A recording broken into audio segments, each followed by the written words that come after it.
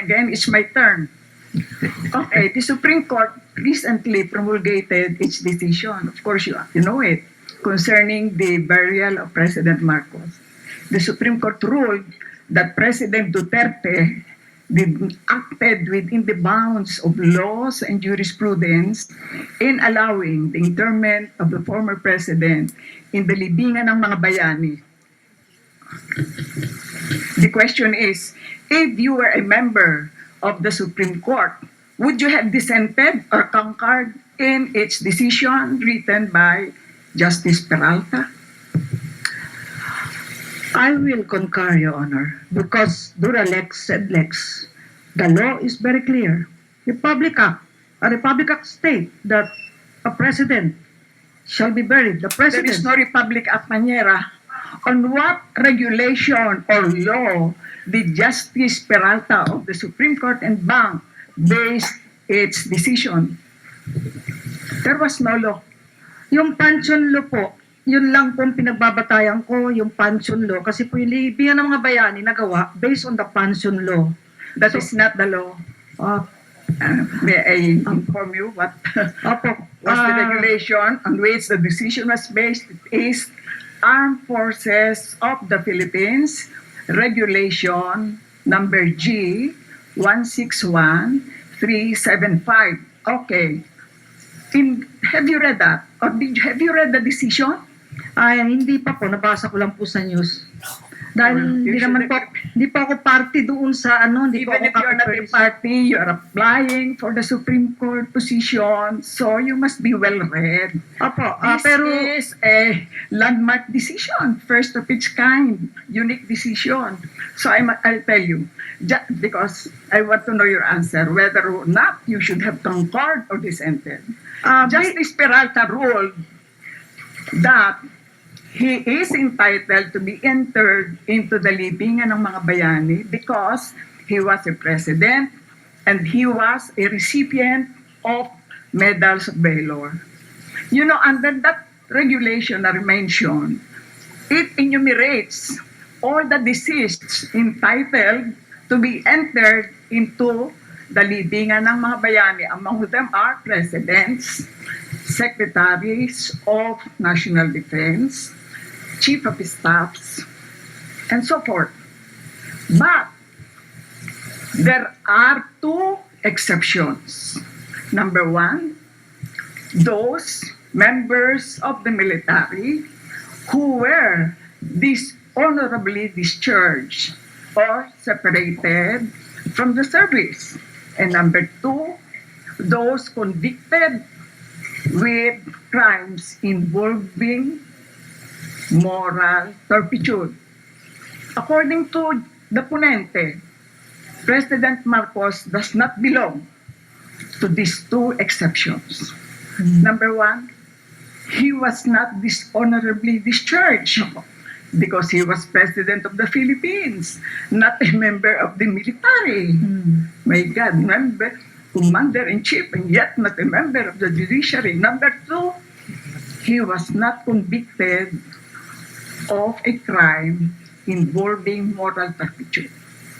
Now the dissenting, I will tell you so you can form your answer. Number one, he was dishonorably discharged by the people during the EDSA revolution. Number two, although he was not convicted of crime involving moral turpitude, but he committed various crimes against the Filipino people, murder, torture, etc. Now, what is your answer? the question is highly difficult because it's still pending, Your Honor, in the hands of the Supreme Court and Bank. But I am asking you if you remember, would you have concurred or dissented? I have laid the facts in the ruling. yes, in the ma'am. dissent. Yes, ma'am. I think if I will be one, I should make a thorough research before I decide. On the basis of my explanation, you are very intelligent. Yes, ma'am. But Can you not yet form your opinion whether or not you are dissenting or concurring? Yeah. A justice of the Supreme Court must be, fast stable Yes, Your Honor. in its thinking, in his or her thinking. Yes, Your Honor, but courts are not only courts of law, but of equity. For me, it's time the nation should be healed. The anti-Marcos, you know, Your Honor, why I lost my scholarship in Ateneo. I marched along EDSA every day with my professor, Jerry Hieronimo. I lost my scholarship. That's why I have to But do you go. believe that he was dishonorably discharged because of the will of the people during the EDSA revolution? Do you And believe that? He the- was dishonorably I think, discharged. Your Being Honor, a commander-in-chief, he was a member of the military. that And is, he committed, crimes involving moral turpitude. Don't you believe so? that is a political question now, Your Honor. That is not political, factual. Okay, I leave you at that. So you are concurring. Things, according to some people, have been committed here in the Philippines. Okay. Have you read the Statute of Rome creating the International Criminal Court of Justice at The Hague? Just answer yes or no. Yes, when I was still a law student, Your Honor. Okay.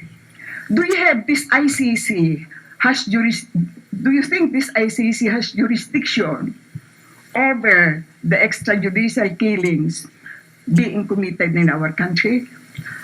If there is a proof, yes, Your Honor. How does the ICC acquire jurisdiction? If there's a complainant, Your Honor, through the prosecutor, there are prosecutors assigned, as far as I know, in the ICC. They could lodge a complaint, What Your are Honor. the three ways of acquiring jurisdiction on the part of the ICC? As far as I can remember, if there's a complaint filed and represented by the prosecutors recognized by the ICC, so there should be documentary evidence, Your Honor, because the ICC is not... What are the three other methods? uh, Referral to the prosecutor. yes, Your Honor. Number two, referral by the state party. State party like the Number CHR, if they two, want. on the basis of information gathered by the prosecutor. And number four, it's up to you to look for that. By the Okay? people, Your Honor, by the citizens of the country, Your Honor. Just go over again the Yes, Statute of Rome. Yes, Your Honor. Okay. You stated a while ago, following up the question of Attorney Cayosa, that you are apart, you have been set apart from the other candidates because of two qualifications. Number one, credibility. Number two, experience. But Panyera, all the other applicants have these qualifications. Do you still believe that you are more qualified than they? Your Honor, Yes. although everyone is qualified, I still believe that the members of the JBC has the best reason to choose among us who would be nominated. So it depends upon the JPC. Opo, What do you mean by crime against humanity? crimes against humanity, that's a crime against these people, many people. It's humanity without any valid reason. That's crime against humanity. Not in accordance with the law. As defined by the ICC. Again, I think you should review that. Yes, Because, Honor. as Justice of the Supreme Court, you are supposed to be knowledgeable, in Yes, all Honor. aspects of laws. Okay, let's go to another decision.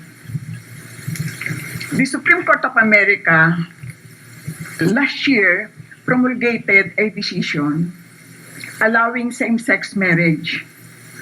If that kind of scenario reaches our shore and you are the ponente, in the Supreme Court, what will be your decision?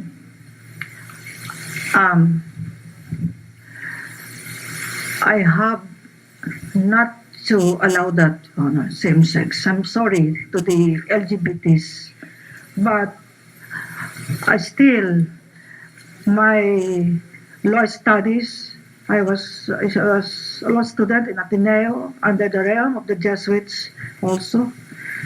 I think I cannot allow same-sex marriage. I'm sorry, although I respect the rights of the LGBTs. Can you cite any legal provision Family, under our domestic law family code. to back up your answer? Yes, Your Honor, family code that a man and woman Marriage is only between a man and a woman. Opo. What could be the basis of the U.S. Supreme Court decision on authorizing all states to allow same-sex marriage? Have you read the decision penned by Justice Kennedy? No. No, No, but I no. just read from the newspaper. The basis is the universal human rights, Your Honor.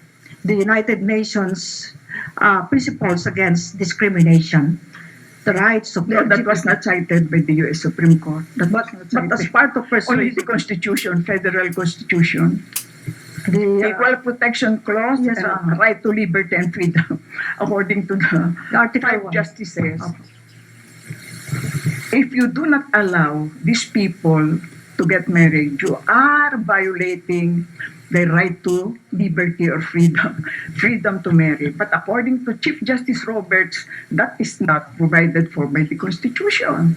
And in conclusion, he said, all these people can celebrate, but do not include the U.S. Constitution. And number two, there should be a law first passed by the U.S. Congress before this can be allowed. Anyway, you read the decision. Okay, let's go to decision in GMA. This is about the mirror to evidence. Again, the question is, if you were a member of the Supreme Court, would you have concurred or dissented in this decision, granting the demurrer to evidence and practically acquitting GMA? What does the rule provide? Your Honor, the appreciation of the evidence by the Supreme Court, although the Supreme Court is not a trier of facts, but more often than not, all the evidences are being submitted by the litigants.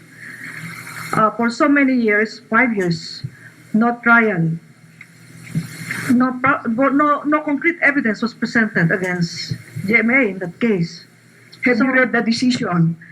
Have you read the factual findings of the Sandigan Bayan? No. I have just not, say no. but in the newspaper only, Your Honor, the Okay. excerpts and the So let's go to discussion. decision in the case of Senator Enrile. Again, would you have concurred or dissented in the decision of the Supreme Court granting bail to Senator Enrile? Your Honor, bail is just a temporary liberty. So What it's not does yet the acquittal, Constitution provide, or what is the provision of the Constitution on bail? When the evidence is strong, it should All be denied. persons are all accused are entitled to bail except The evidence of guilt is strong as presented during the petition for bail. when the accused is charged with capital offense when the evidence of guilt is strong. Yes, Honor. Under the rules of court, what is the provision? The same. The same, Your Honor, the Okay. same. On the basis of those provisions, now will you still concur or dissent?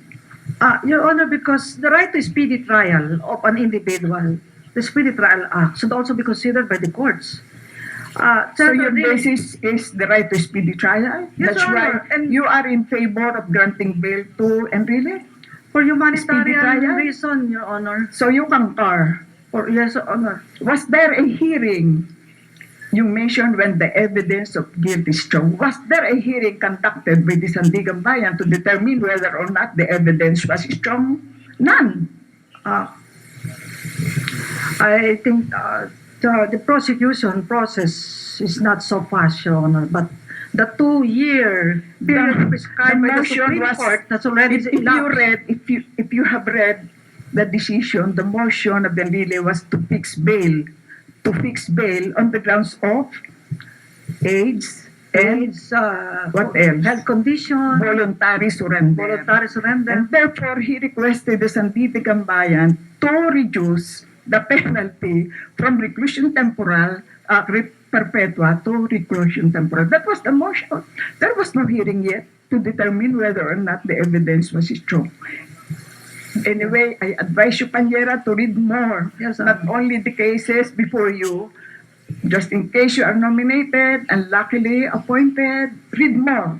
Yes, Your Read Honor. more. Okay, Yes, Your thank Honor. you and good luck. Thank you so much, Your Honor.